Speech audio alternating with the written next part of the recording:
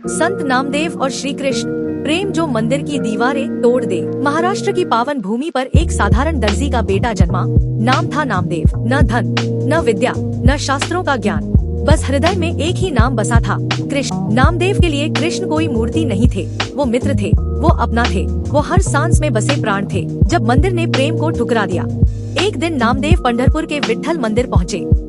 आँखों में आंसू, हाथों में प्रेम और होठों पर सिर्फ एक पुकार, कृष्ण आज तुझसे बात करनी है। लेकिन मंदिर के पुजारियों ने उन्हें रोक दिया।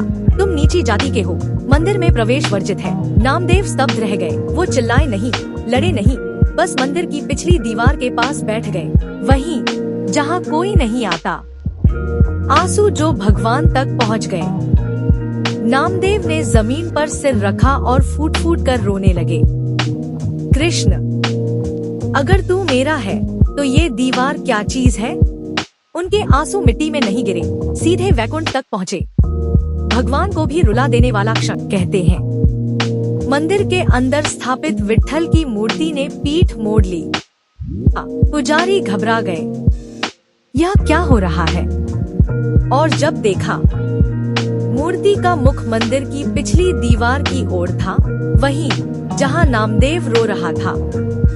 उसी क्षण एक मधुर स्वर गूंजा, नामदेव, जहां तेरा प्रेम है वहीं मैं हूँ। मंदिर मेरे लिए नहीं, मैं प्रेम के लिए बना हूँ। नामदेव बेसुध हो गए। उनके मंदिर की दीवारें रह गई, पर भगवान बाहर आ चुके थे। नामदेव ने सिखाया, भगवान को पाने के लिए न ऊंचाई चाहिए, न अधिकार, बस ऐसा दिल चाहिए जो रोते रोते भी उसे पुकार सक। अगर आपका प्रेम सच्चा है तो भगवान को दरवाजे तक आना पड़ता है। नामदेव ने मंदिर नहीं तोड़ा, भगवान ने खुद रास्ता बदल लिया। नामदेव और भगवान कृष्ण के लिए जूते कहते हैं। भगवान को पाने के लिए न धन चाहिए, न विद्या, बस एक ऐसा दिल चाहिए जो बिना शर्त प्रेम करना जानता हो। महाराष्ट्र की उसी पावन धरती पर रहते थे एक संत नामदेव। लोग उन्हें दर्जी कहते थे, लेकिन भगवान उन्हें अपना भक्त कहते थे। एक छोटी सी झोपड़ी, मिट्टी की दीवारें, तेल का एक दीपक और नामदेव के हाथों में सुई और धागा सिल रहे थे, पर किसी इंसान के लिए नहीं, जूते बना रहे थे। ने कृष्ण के लिए। नामदेव मुस्कुराकर कहते हैं, तू नंगे पाँव घूमता है, धरती गर्म होती है, पत्थर चुभते होंगे, आज तुझे जूते पहनाऊंगा। कहते कहते उनकी आंखें भर आती हैं। जूते साधारण चमड़े के, पर हर टांके में नामदेव का प्रेम बंधा था। वो जूतों को उठाते हैं और धीरे से अपने सिर पर रख लेते, जैसे कोई राजा का मुकुट रखता हो। हे कृष्ण, ये मेरे हाथों की भेंट, अगर योग्य न हो तो माफ कर देना। पाप, धूल भरी सड़क, सिर पर जूते और आँखों में बस एक कृष्ण को अपने हाथों से बनाया।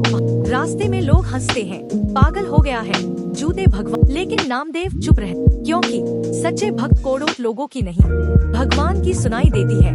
नामदेव मंदिर पहुँचते हैं, दिल जोर जोर से धड़कता है। वो जूतों को नीचे उतारते हैं, हाथ कांप रहे हैं, आँखों में डर भी है और आशा भी। लेकिन पुजारी चिल्लाते हैं, ये अपवित्र चीज है, भगवान के सामने जूते, हटो यहाँ से। नामदेव कुछ नहीं कहते, बस सिर झुका लेते हैं। जूते फेंक दिए जाते हैं, लोग हंसते हैं। नामदेव का दिल टूटता है, लेकिन उनका विश्वास नहीं।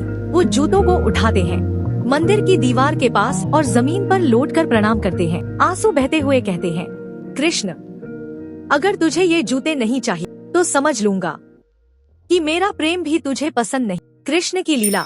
उसी रात मंदिर के अंदर अजीब सी हलचल होती है, दीपक कांपने लगते हैं। मूर्ति के चरणों के पास वो जूते पहुंच जाते हैं, पुजारी कांप उठते हैं।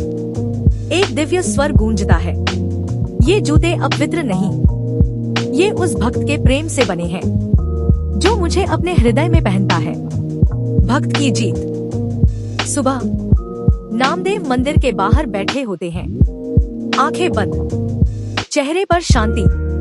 अचानक उनके चेहरे पर सुनहरी रोशनी पड़ती है।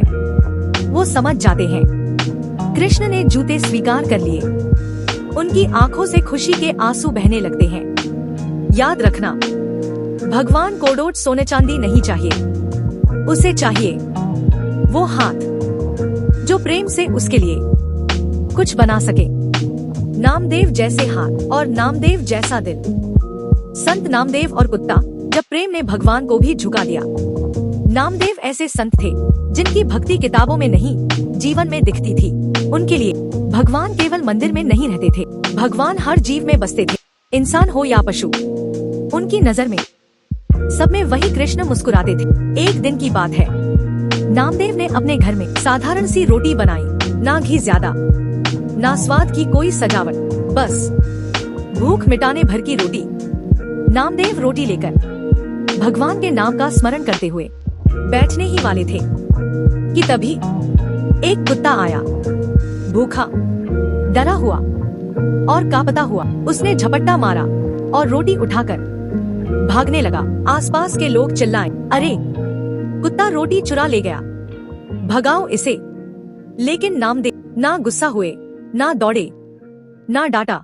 उस कुत्ते को जाते हुए टकटकी लगाकर देखने लगे। उनकी आंखों में क्रोध नहीं था, दया थी। नामदेव अचानक जोर से पुकार उठे, अरे रुक जा रे। नामदेव ने रोटी बनाई, तू ले गया, लेकिन सुन, जरा घी का कटोरा भी ले जा रे। लोग हैरान रह गए, पागल हो गया है क्या, कुत्ते को घी देगा, खुद भूखा रहेगा। नामदेव भागे, घर के अंदर गए, घी का कटोरा उठाया और नंगे पांव कुत्ते के पीछे पीछे दौड़ पड़े। रास्ते में कहते जाते, अरे रुक जा, सूखी रोटी गले में अटक जाएगी, मेरे कृष्ण भूखे नहीं रहते।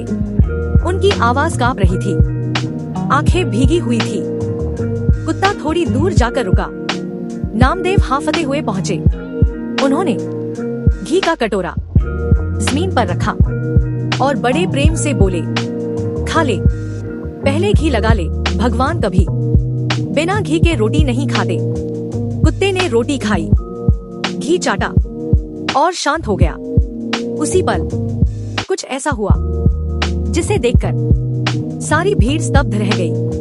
कुत्ते का शरीर तेज प्रकाश में बदलने लगा और उसी प्रकाश में भगवान कृष्ण प्रकट हो गए। कृष्ण मुस्कुरा रहे थे। उन्होंने नामदेव को डोट अपने हृदय से लगा लिया और कहा, नामदेव, आज तू मुझे पहचान गया। मैं भूखा था, इसलिए कुत्ते के रूप में आया।